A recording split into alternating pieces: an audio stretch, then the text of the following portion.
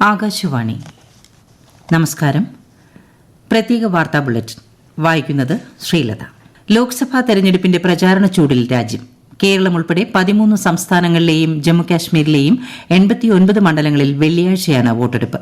പരസ്യപ്രചാരണം നാളെ അവസാനിക്കാനിരിക്കെ എല്ലാ രാഷ്ട്രീയ പാർട്ടികളുടെയും മുതിർന്ന നേതാക്കൾ പ്രചാരണ രംഗത്ത് സജീവമാണ്. സംസ്ഥാനത്ത് വെള്ളിയാഴ്ച വോട്ടെടുപ്പ് നടക്കാനിരിക്കെ അന്തിമഘട്ട പ്രചാരണത്തിന്റെ തിരക്കിലാണ് സ്ഥാനാർത്ഥികളും പ്രമുഖ നേതാക്കളും.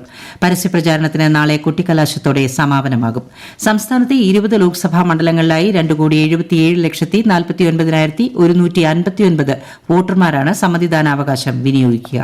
ഇതിൽ 5,34,394 പേർ കന്നി വോട്ടർമാരാണ്. 194 സ്ഥാനാർത്ഥികൾ സംസ്ഥാനത്ത് മത്സര രംഗത്തുണ്ട്.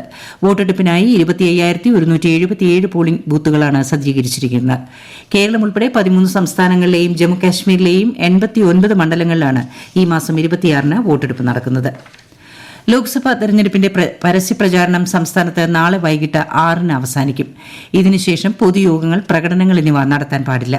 വീടുകൾ തോറും കയറിയിറങ്ങിയുള്ള നിശബ്ദ പ്രചാരണമായിരിക്കും മറ്റന്നാൾ നടക്കുക. വോട്ടെടുപ്പ് ദിനമായ 26-ന് സംസ്ഥാനത്തെ എല്ലാ സർക്കാർ, അർദ്ധ സർക്കാർ, വാണിജ്യ സ്ഥാപനങ്ങൾക്കും സർക്കാർ അവധി പ്രഖ്യാപിച്ചിട്ടുണ്ട്. അരുണാചൽ പ്രദേശിൽ പാർലമെന്റ്, നിയമസഭാ തെരഞ്ഞെടുപ്പുകൾ നടന്ന 8 പോളിംഗ് സ്റ്റേഷനുകളിൽ വീണ്ടും വോട്ടെടുപ്പ് നടക്കും. ബാമിംഗ്, നാപ്പിൻ, റുങ്ങോങ്, നാച്ചോ എന്നിവിടങ്ങളിലെ പോളിംഗ് സ്റ്റേഷനുകളിലാണ് നാളെ വോട്ടെടുപ്പ് നടക്കുക. ലോക്സഭാ തെരഞ്ഞെടുപ്പിനോടനുബന്ധിച്ച് തിരുവനന്തപുരത്തെ കേരള സംസ്ഥാന ശാസ്ത്ര സാങ്കേതിക മ്യൂസിയവും പ്ലാനറ്റോറിയവും 26-ന് തുറന്ന് പ്രവർത്തിക്കില്ലെന്ന് ഡയറക്ടർ അറിയിച്ചു. സംസ്ഥാനത്ത് ഇന്ന് ഇടിമിന്നലോടുകൂടിയ ഒറ്റപ്പെട്ട മഴയ്ക്കും ശക്തമായ കാറ്റിനും സാധ്യതയെന്ന് കാലാവസ്ഥാ വകുപ്പ്. കേരള തീരത്ത് ഇന്ന് രാത്രി 11:30 വരെ ഉയർന്ന തിരമാലയ്ക്കും കടലാക്രമണത്തിനും സാധ്യതയുണ്ട്. മത്സ്യത്തൊഴിലാളികളും തീരദേശവാസികളും ജാഗ്രത പാലിക്കണം. കേരളത്തിലെ വിവിധ ജില്ലകളിൽ കനത്ത ചൂടും തുടരുകയാണ്. പാലക്കാട് ജില്ലയിൽ താപനില 40 ഡിഗ്രി സെൽഷ്യസ് വരെ ഉയരുമെന്നും കാലാവസ്ഥാ വകുപ്പ് മുന്നറിയിപ്പ് നൽകി. മലേഷ്യയിൽ നാവികാഭ്യാസത്തിനിടെ 2 ഹെലികോപ്റ്ററുകൾ തമ്മിൽ കൂട്ടിയിടിച്ച് 10 പേർ മരിച്ചു. മലേഷ്യയിലെ വടക്കൻ പെരക്കിലെ നാവിക ആസ്ഥാനത്ത് വാർഷികാഘോഷ പരിപാടിയുടെ പരിശീലനത്തിനിടെയാണ് അപകടം. അപകടത്തിൽ മരിച്ചവരുടെ ഭൌതിക അവശിഷ്ടങ്ങൾ തിരിച്ചറിയുന്നതിനായി ആശുപത്രിയിലേക്ക് മാറ്റിയതായി മലേഷ്യൻ നാവികസേന അറിയിച്ചു. ലോക പുസ്തക ദിനത്തോടനുബന്ധിച്ച് രാജ്യത്തെ വിവിധയിടങ്ങളിൽ പരിപാടികൾ സംഘടിപ്പിച്ചു. സ്വന്തം രീതിയിൽ വായിക്കുക എന്ന പ്രമേയത്തിൽ ഊന്നിയാണ് ഈ വർഷത്തെ ദിനാചരണം സംഘടിപ്പിച്ചത്. കുട്ടികൾ എന്തു വായിക്കണമെന്ന തീരുമാനം അവർക്ക് തന്നെ നൽകുക എന്നതാണ് പ്രമേയം ലക്ഷ്യം വയ്ക്കുന്നത്. വിശ്വസാഹിത്യത്തിലെ അതികായരായ ഷേക്സ്പിയറുടെയും സർവാൻഡൻസിന്റെയും ചരമദിനമാണ് ലോക പുസ്തക ദിനമായി ആചരിക്കുന്നത്. ദുബായിൽ നടക്കുന്ന ഗൾഫ് ഇൻഫർമേഷൻ സാങ്കേതിക വിദ്യാ എക്സ്പോയിൽ മികച്ച പ്രകടനവുമായി ഇന്ത്യയുടെ സൈബർ സുരക്ഷാ വിഭാഗം. ഡാറ്റ സുരക്ഷാ രംഗത്തെ രാജ്യത്തിന്റെ ശക്തി പ്രകടമാക്കുന്നതിനായി ഇന്ത്യയിൽ നിന്നുള്ള 22 കമ്പനികളാണ് പ്രദർശനത്തിൽ പങ്കെടുക്കുന്നത്. ദുബായിലെ Indian consul general Satheesh Kumar Sivan ജിസെക്കിലെ ഇന്ത്യൻ പവലിയൻ ഉദ്ഘാടനം ചെയ്തു. ഇന്ത്യക്കാർക്ക് 5 വർഷം വരെ കാലാവധിയുള്ള മൾട്ടിപ്പിൾ എൻട്രി ഷെങ്കൻ വിസ ലഭ്യമാക്കാനുള്ള മാനദണ്ഡങ്ങൾ ലഘൂകരിച്ച് യൂറോപ്യൻ യൂണിയൻ. ഇന്ത്യൻ പൌരന്മാർക്കായി അവതരിപ്പിച്ച വിസ കാസ്കേഡ് വ്യവസ്ഥയനുസരിച്ച് ആദ്യം 2 വർഷത്തെ കാലാവധിയുള്ള മൾട്ടിപ്പിൾ എൻട്രി ഷെങ്കൻ വിസകളാണ് ലഭിക്കുക.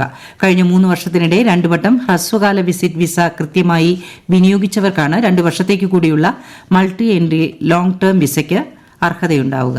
വിസ കാലാവധി പൂർത്തിയായതിനു ശേഷം പാസ്പോർട്ടിന് മതിയായ സാധുത ബാക്കിയുണ്ടെങ്കിൽ 5 വർഷത്തെ വിസ ലഭിക്കും. വിസ ആവശ്യമില്ലാത്ത പൌരന്മാർക്ക് തുല്യമായ യാത്രാ അനുമതികൾ ഇവർക്ക് ഉണ്ടായിരിക്കും.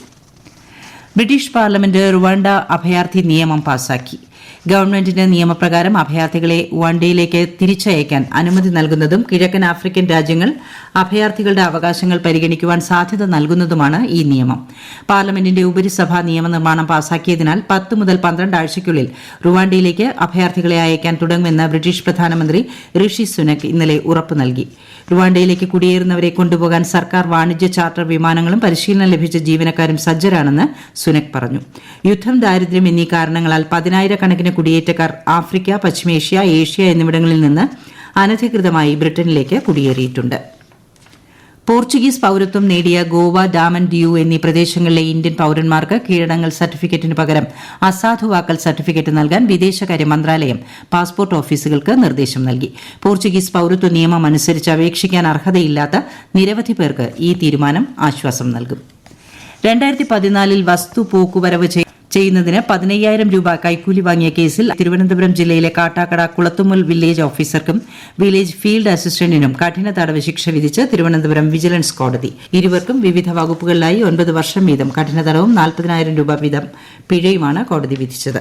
പ്രത്യേക വാർത്താ ബുള്ളറ്റിൻ കഴിഞ്ഞു. അടുത്ത വാർത്താ പ്രക്ഷേപണം നാളെ രാവിലെ 6:45.